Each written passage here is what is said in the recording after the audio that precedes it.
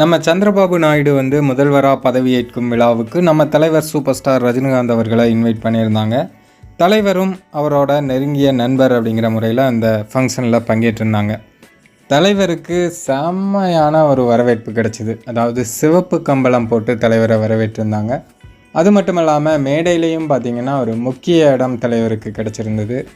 அது மட்டும் இல்லாமல் பிரதமர் மோடி, அமித்ஷா உட்பட எல்லா தலைவர்களும் தலைவரை வந்து மீட் பண்ணி தலைவர்கிட்ட கை குலுக்கி தலைவர்கிட்ட நலம் விசாரிச்சுட்டு போனாங்க. இதெல்லாமே நம்ம பார்த்தோம். இப்போது வந்து சந்திரபாபு நாயுடு ஒரு ட்வீட் ஒன்று பண்ணியிருந்தார்.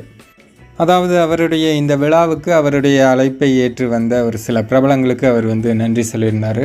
அதில் குறிப்பாக நம்ம தலைவர் சூப்பர் ஸ்டார் ரஜினிகாந்த் அவர்களுக்கு ஃபஸ்ட்டாக தலைவரோட பேரை போட்டு நன்றி சொல்லியிருந்தார். அதுவும் எப்படி சொல்லியிருக்காரு அப்படின்னா, தலைவர் அப்படின்னு போட்டு அவர் வந்து நன்றி சொல்லியிருக்காரு.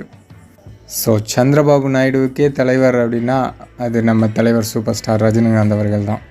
நாயுடு என்ன, அதான் நாடே சொல்லுதே தலைவர் அப்படின்னு. பாரத பிரதமர்லேருந்து எல்லா அரசியல் தலைவர்களும் தலைவர் அப்படின்னு குறிப்பிடுறது நம்ம தலைவரை தான். உண்மையிலேயே இதெல்லாம் மிகப்பெரிய ஒரு பெருமைக்குரிய விஷயந்தான்.